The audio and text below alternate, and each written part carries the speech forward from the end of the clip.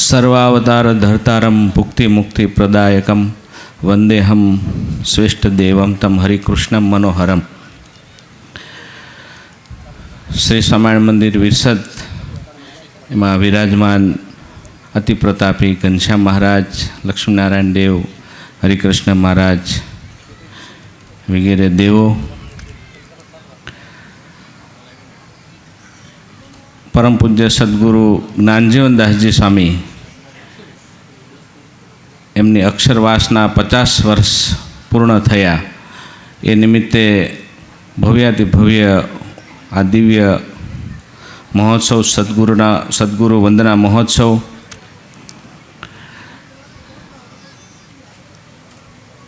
ए उत्सवना माध्यम थी व्यासपीठ द्वारा जो कथामृतनो पोतानी रसाळ शैली में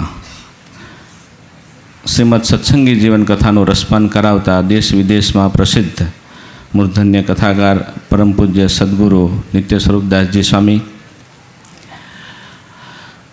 आ महोत्सवનું જેમને निर्माण કર્યું છે એવા परम पूज्य અહીં મંદિરના કોઠારી સ્વામી કેશવચંદ્ર દાસજી સ્વામી, બગસરાથી પધારેલા लक्ष्मी प्रसाद दासजी स्वामी, हमणा जेमणे प्रवचन कर्युं एवा संस्कृत पाठशाळानुं सुचारू रूपे संचालन करता एवा हरिओम प्रकाश दासजी स्वामी, पूज्य श्याम स्वामी तथा आ उत्सवनुं खूब ज सुंदर संचालन करे छे एवा गुणसागर स्वामी, ज्ञान प्रकाश स्वामी वगैरह संत मंडल सभा में विराजमान सौ संतो आ उत्सव में जेओए पोतानी सदलक्ष्मीनो व्यय कर्यो छे एवा मुख्य यजमान, सहयजमान, कथाना यजमान वगैरह सौ यजमानो सौने भावथी जय स्वामीनारायण। वाला भक्तों, परम पूज्य ज्ञानजीवन दासजी स्वामी ने धाम में गया 50 वर्ष पूर्ण थया। कोईपण माणस अपना घर में पण कोई ने कोई स्वजन गमे ते मृत्यु पामता होय पण 50 वर्षे कोई एटलुं बधुं याद करता नथी। घणी वार तो आपणे 2-4-6 महीना में पण भूली जईए छे।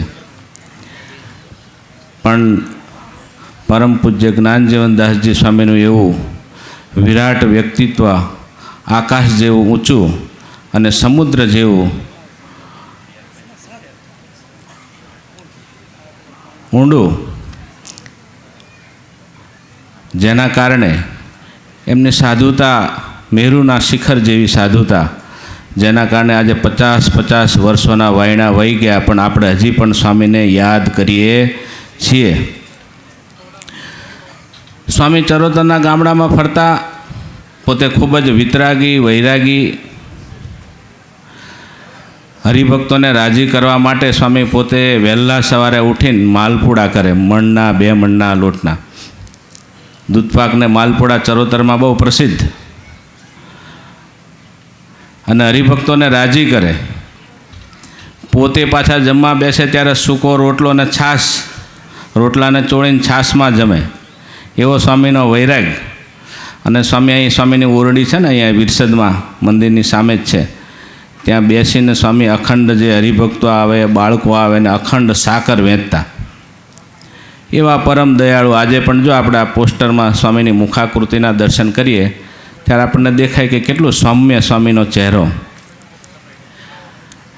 उपनिषदों में जे महापुरुषों माटे श्रोत्रिय अने ब्रह्मनिष्ठ शब्द प्रयोज्यो छे, श्रीमद भगवद गीता में जेने स्थितप्रज्ञना लक्षणों थी बिरदाव्या छे एवा संत भक्तोने एवा परम पूज्य ज्ञानजीवन दासजी स्वामी खूब ज दयाळु महापुरुष हता। आम तो महाराजनी साथे आवे अने नंद पंक्तिना संत जेवा संत हता, पण आपणा सौना कल्याण माटे महाराजे थोड़ाक पाछळथी मोकल्या स्वामीने। ए स्वामीने सेवीने आ यजमान आ ज्ञान सत्संग मंडळ अहीं बेठुं छे मुंबईनुं, ए जेने मंडलनो प्रारंभ करावेलो एवा मुक्तराज रमण काका, उत्तर संडाना एक बाबू काका हता, एवा घणा बधा અનાદિ મુક્તો એ બધા સ્વામીને સેવીને એવી સ્થિતિને પામ્યા તો સ્વામી કેવા હોય વિચાર કરો.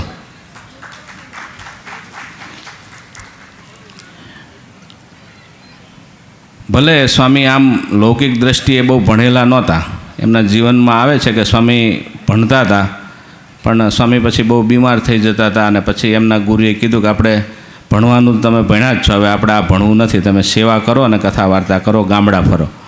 આ લોકની દ્રષ્ટિએ બહુ ભણેલા નહોતા, પણ આપણો સંપ્રદાય તો વાણી કરતાં પણ વર્તનનો સંપ્રદાય છે. મહારાજ વખતે શ્રીજી મહારાજે સંતોની સભા ભરાઈને બેઠી હતી.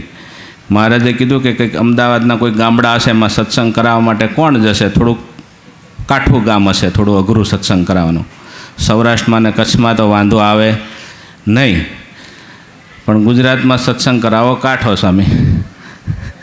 પણ હવે બધા હરિભક્તોને કથા વાર્તાના અંગ પડ્યા છે. નકર હરિભક્તો સંતોને રસોઈ આપે અને સંતો હરિભક્તોને જમાડે. અરસપરસ રસોઈ પાણી ચાલે, પણ કથા વાર્તાના અંગ ઓછા હતા. પણ હવે ધીમે ધીમે આવા મોટા સંતોની પારાયણો, કર સભાઓ, સંતોના વિચરણના કારણે બધાને કથા વાર્તાના અંગ પડ્યા છે. તો મહારાજે કીધું કે સત્સંગ કરાવવા કોણ જશે? એટલે કથા વાર્તામાં કુશળ સંતો હતા, એમણે થયું કે જો મહારાજ આપણને આજ્ઞા કરે ને તો આપણે બરાબર પ્રભાવ પાડી દઈએ. એટલે મહારાજને સંતો કે મહારાજ જો આપને આજ્ઞા હોય તો અમે જઈએ, ભલે ગમે તેવું કાઠું ગામ હશે, અમે સત્સંગ કરાવીને આવશું. મહારાજ કંઈ વાંધો નહીં. 4-5 સંતો એવા સારા વાચાળ કથાકાર સંતો હતા, એમને મહારાજે મોકલ્યા. સંતો એ ગામમાં ગયા, બહુ સારી વાત કરે, વાક ચાતુર્ય, એટલે બધા માણસો પણ આવે, રાજી થાય, આખું ગામ આવે ને કે બહુ ભારે વાતો કરે છે સંતો. પણ સંતો પછી કહે કે કંઠી પહેરો, સત્સંગ કરો, ભગવાન સ્વામિનારાયણનો આશરો કરો, તો કોઈ આશરો કરે નહીં, ખાલી વખાણ કરીને ખંખેરીને પછી વહી જાય. 1 મહિનો સંતો રોકાણા, પણ એકેય સત્સંગી થયો નહીં. સંતો તો પાછા આવ્યા ઉદાસ ચહેરે. મહારાજે કીધું કેમ થયું? અરે મહારાજ, બહુ કાઠું ગામ છે, એક પણ સત્સંગી ના થયો. મહારાજે ફરીને સંતોની સભા બોલાવી. સંતોને કીધું કે હવે કોણ જશે? સંગીતકાર સંતો ઊભા થયા કે મહારાજ જો તમે આજ્ઞા કરો ને તો અમે બરાબર રાગ રાગીને ને સંગીતને બરાબર રેલમછેલ કરીએ ને સત્સંગનો જામો કરાવી દઈએ. મહારાજ કહે કે વાંધો નહીં, સંગીતની મંડળી આખી તૈયાર કરી 4-5 સંતોની, તમે જાઓ. એ સંતો ગયા. ગામના ચોરા હતા, ત્યાં સંતો ઉતરતા. ત્યારે તો મંદિર હતું નહીં, રામજી મંદિરના ચોરા હોય અથવા તો કોઈ એવું મંદિર હોય, એમાં સંતો ઉતરતા. અને સાંજના સમયે બધા આવે, કારણ કે દિવસે ખેતીવાડી કરતા હોય. આખું ગામ ભેગું થાય અને એવી સરસ સંગીતની સુરાવલી સાથે કીર્તન ભક્તિ કરે. લોકો મનોરંજન થાય, બધાને આનંદ થાય બધાને. 1 મહિનો સુધી સંતો એવી કીર્તન ભક્તિ કરી.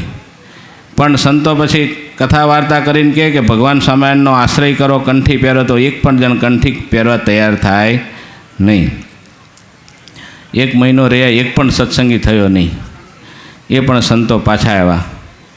પછી મહારાજ કે કેમ થયું, કેટલો સત્સંગ થયો? મહારાજ, અમે કીર્તન ભક્તિ કરીએ ત્યારે આખું ગામ આવી જાય સાંભળવા, પણ પછી કોઈ કંઠી પહેરતું નથી.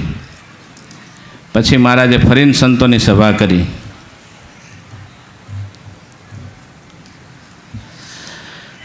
અને વિદ્વાન સંતોને તૈયાર કર્યા. વિદ્વાન સંતો તૈયાર થયા કે અમે મહારાજ આપની આજ્ઞા હોય તો જઈએ ને સત્સંગ કરાવીએ. પછી મહારાજે વિદ્વાન સંતોને ગામ મોકલ્યા અને વિદ્વાન સંતોએ ભાગવતની ને ગીતા અને રામાયણની સુંદર ચોપાઈઓ, શ્લોકો એનું ગાન કર્યું ને બધાને મનોરંજન ખૂબ થયું. પણ કોઈ 1 મહિનો રહ્યા, એક પણ સત્સંગી થયા નહીં.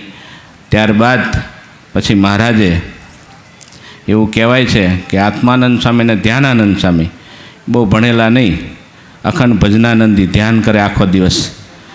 એ બંને સંતોને 4-5 સંતો સાથે મોકલ્યા. સંતોએ કીધું કે મહારાજ, અમને તો કથા નથી આવડતી, અમે વિદ્વાન નથી, અમને કીર્તન નથી આવડતું. મહારાજ કહે કે તમારું વર્તન વાતો કરશે, તમે જાઓ. અને સંતો ગયા. આખો દિવસ ભિક્ષા માગવા પણ ન જાય, માથે ઉડીને ધ્યાન કરે, માળા કરે, ભજન કરે. લોકોને બહુ ગુણ આવ્યો કે આ સંતો તો બહુ સારા છે. ધીમે ધીમે બેસવા માંડ્યા સંતો પાસે. સંતો મહારાજની જે આવડે એવી કાલી ગેલી ભાષામાં વાતો કરે, મહારાજના લીલા ચરિત્રની, મનુષ્ય દેહની દુર્લભતાની. ને એમ કરતાં કરતાં 1, 2, 3 એમ કરતાં કરતાં બધા સત્સંગી થવા માંડ્યા. અને 150 થી 200 જણ એક જ મહિનામાં બધા સત્સંગથી રંગાઈ ગયા. પછી સંતો જ્યારે ગઢડા આવ્યા ત્યારે એ બધા પણ તૈયાર થયા કે અમારે પણ ભગવાનના દર્શન કરવા છે. અને એ સંઘ લઈને સ્વામી આવ્યા અને મહારાજ ખૂબ રાજી થયા.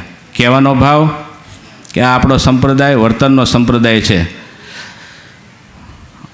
મારે કહેવું ના જોઈએ, પણ આપણા સત્સંગમાં ખૂબ મોટા મોટા વિદ્વાન સંતો થયા છે.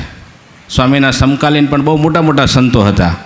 એમની પાછળ આવી પારાયણ થતી નથી, આવા સદગુરુ વંદના મહોત્સવ થતા નથી. પૂજ્ય સ્વામીને દામગ્યાને 50 વર્ષ થયા. દેશ વિદેશમાં અમે ફરીએ, અમને એમના હેતવાળા હરિભક્તો સ્વામીના મળે, પણ આજે પણ સ્વામીને અહોભાવથી યાદ કરે એવું સ્વામીનું વ્યક્તિત્વ હતું.